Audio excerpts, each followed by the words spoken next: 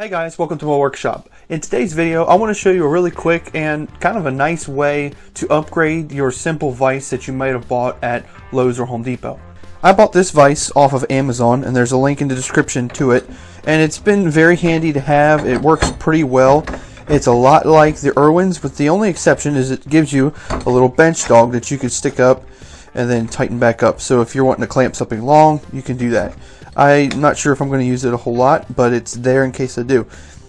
Okay, so in this video, we're going to go ahead and upgrade this vise, and you can do this on any vise you might have, so stick around. Alright, the first thing that we've got to do, or at least the thing I got to do, is get these boards off of here.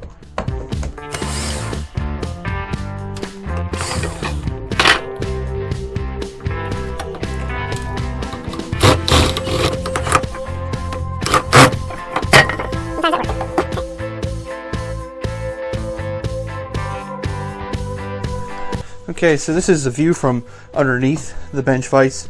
As you can tell, I've got a little pin here. I'm going to take that out because essentially what I want to do is pull the front off of this so that I can easily access the back portion. And I'll be honest with you, it's okay if this breaks. You can always put a nail or something else in there. In fact, if you're careful, you don't even need it at all.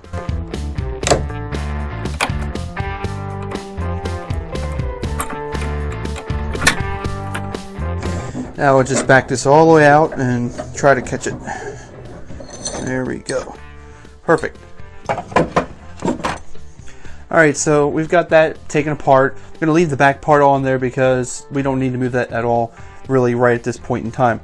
So now what we're going to do is decide the boards I'm going to use to extend the vise clamping. And I've got this really nice piece of cherry. It doesn't have any knots or blemishes. It does have a little bit of cupping going on, but we'll take care of that. The board is ultimately not going to be this thick because I don't want to lose a whole lot of grip space on this thing. If I go too thick, then I'm not going to have as much space to clamp something bigger. So this is going to cut down a little bit, and that's going to take care of the cupping. But we're actually going to cut this roughly in half. I think it's going to be a good size. But what I want to do is make sure that the top of this is going to be pretty much at the top of my bench. I don't want it sticking up like you saw previously.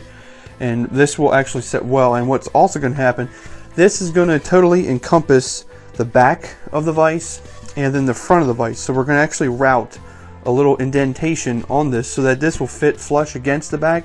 So it's, in essence, it's going to almost be like you don't even see the back of the vise. If you keep seeing me look this way, it's because I'm looking at the vise, by the way. So let's go ahead and get this milled down, get the cupping out of it, and just go ahead and start getting our size figured out.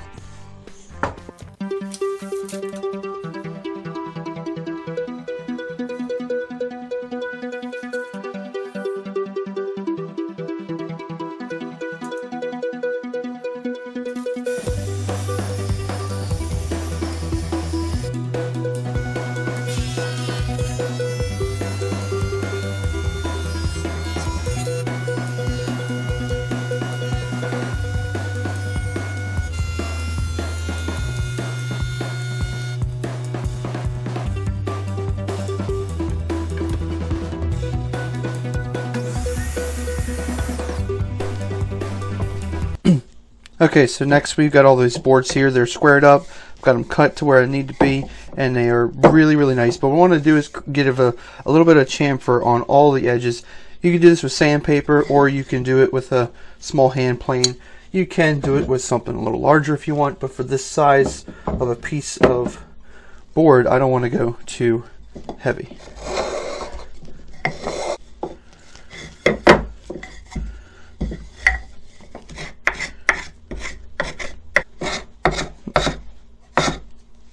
It would help a lot to actually have a vise to clamp these in, but that's a little bit of a problem at the moment. Okay, so the next thing we're going to do is take the board that we're going to use as the back, and we're going to flip it over. Once again, remembering your orientation. Mine is 14 inches wide, so I'm going to go halfway at 7 inches and make a mark with my square. We're also going to go here to the vise. Now I believe this is 6.5, which I am correct. We're going to put a little mark here. Now I already happen to have a mark at the halfway point because I used this to mount this. But what we're going to do is we're going to eyeball it, and I'm not going for anything too perfect on this part here. We're going to eyeball it, and then take something straight, and just kind of set it there. And we want to get it to where this is flush with the tabletop. And it might even be helpful if you want to use a clamp or two to kind of hold it in place. That's good. Then using your pencil, draw a line across the back side as best as you can. If you can't reach all the way down, that's fine. Alright, so now on the back of this board, we can see we got the line we have. We're just going to clean it up a little bit.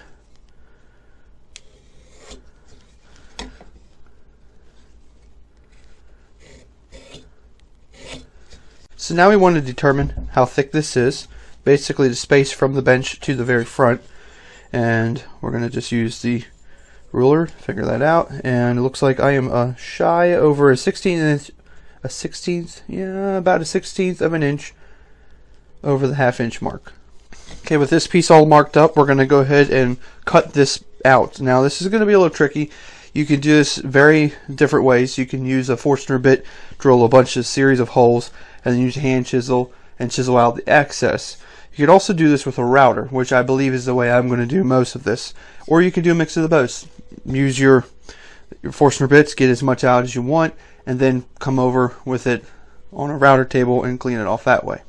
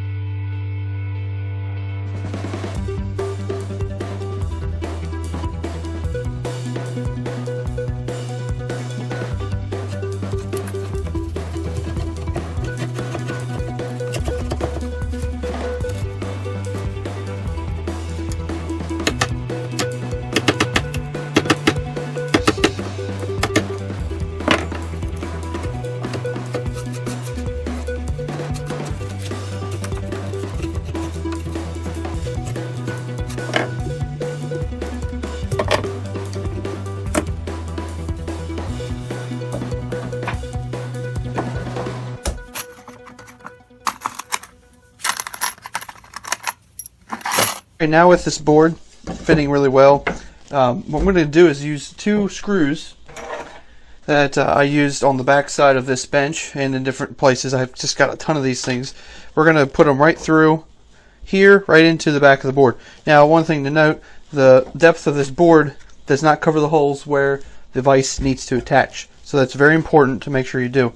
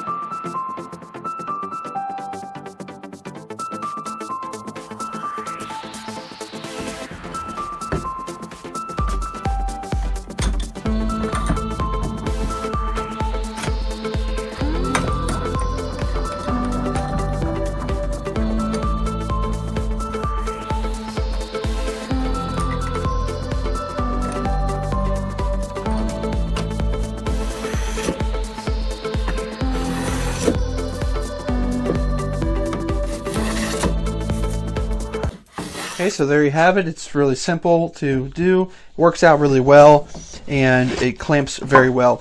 Now, one thing to mention, when you're doing this, if you've plumbed your boards really nice and straight, perfectly square and everything, you still might end up with a little bit of a gap at the top when you have this fully closed. I had the same problem, but the boards are straight, and that's usually because there's a defect with the clamp or the vise. The vise doesn't close properly. So just use some shims on the inside of this, shim it up so that once it actually closes, that gap will go away. And you'll never notice, because of the fact that we routed in a little indentation to hide some of the clamp, you'll never notice that little shim. So that might be something you might run into. So I know this was kind of a simple thing to do. It wasn't a build either. It was something just in the workshop that I needed to get done in the midst of my tiny workshop remodel series. And so I hope you found this interesting. If you did, please leave a comment below. Let me know what you thought about it, and if you've done something of this nature before. I think this was a good compromise. Instead of buying one of the higher end vices, kind of getting more of an inexpensive vise and upgrading it myself. I think I saved a little bit of money for a time being. I might end up changing it down the road into a better one as I progress my workshop. But nevertheless, I hope you enjoyed this video. I hope you enjoyed watching this, and maybe it inspired you to do something of the same nature.